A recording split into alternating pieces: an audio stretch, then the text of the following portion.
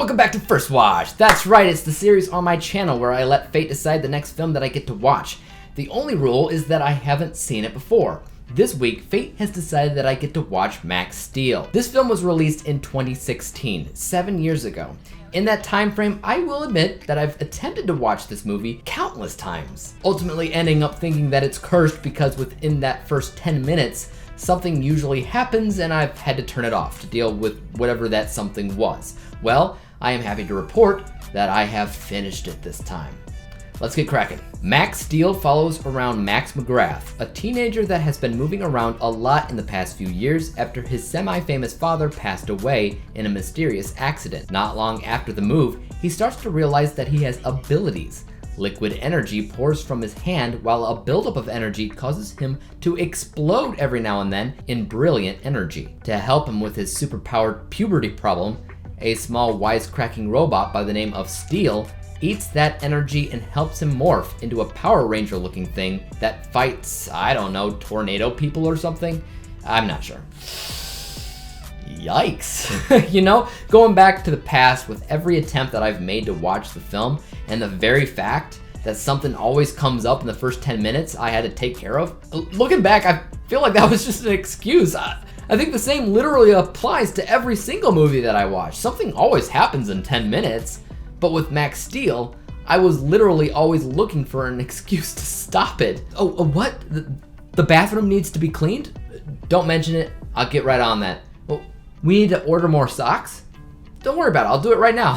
The list goes on. Even when I watched it this time, I powered through it in order to finish it because once again, about 10 minutes in, there were these distractions that I wanted to tend to. This film's cursed. You know what I mean? Like, I don't even know what it is about the first 10 minutes that turns me away. I think it's just the weird feeling that I get. There's a super melodramatic atmosphere the very second the film starts. Nothing's really happening, but you have this really, really sad music playing while Max is like sitting on a roof, staring off into the distance, all dramatic like. And there's just something about this overly serious introduction that puts me off.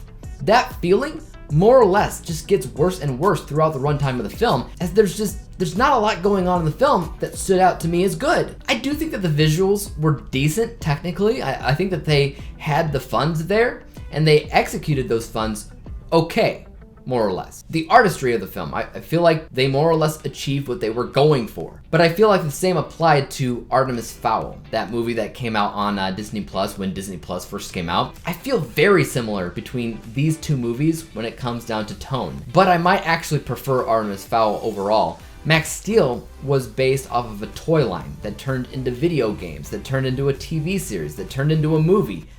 Not unlike Transformers. Transformers was Hasbro, this was Mattel, but obviously, the kind of music that they play in the movie, I feel like they were definitely trying to mimic the epicness and overall success that Transformers had, but it didn't work. I played maybe one game in the Max Steel universe of video games, but I want to say that was back in the days of Sega Dreamcast, so it's been a minute. So I don't really remember too much about it. The only thing that I do remember was that I enjoyed the game more than the movie. But that's not saying much. The film is both incredibly boring and overly convoluted at the same time because it didn't quite understand what it wanted to do pacing-wise. Not much was happening if you get right down to it. And by the time Max needs to be Max Steel, essentially, everything was suddenly rushed, and it was basically a Power Rangers fight at the end of the movie that makes literally anybody that watches this movie roll their eyes. From my perspective, they worried a lot more about having character development for Max and helping him figure out what's happening to his body, much more than they ever focused on the villains of the film, who just kind of show up randomly at the end at full force, and suddenly Max is expected to know what the crap to do with them at that point. Watch an MCU film. Tell me those movies don't focus almost as much on an origin story for the bad guys as they do for the good guys. They don't just show up. If they did, you wouldn't care. And like in Max Steel, it wouldn't make a lot of sense, especially for the narrative, which doesn't really exist for Max Steel. But FYI, this film came out the same exact year as Captain America: Civil War and Doctor Strange. It's crazy to think that we had those two movies, two of my favorite in MCU history, And then there's this underdog superhero film based on a toy line that just immediately tanks, coming and going without anybody really noticing, and for good measure. Like I said, there just isn't a lot that I can say about this film that's redeeming. The acting, most of that was as expected, but thanks to the melodramatic atmosphere, it actually feels like bad acting. And I know these actors aren't bad.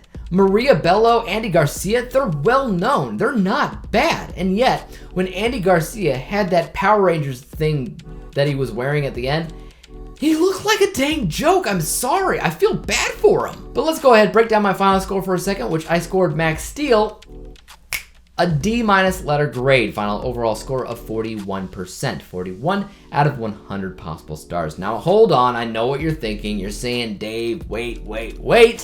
41% is definitely an F. I went to school, I know what grades are. And you're right. But a few years ago, I curved my letter grade to represent more of how I felt about a film, since I'm a lot more lenient when it comes down to movies.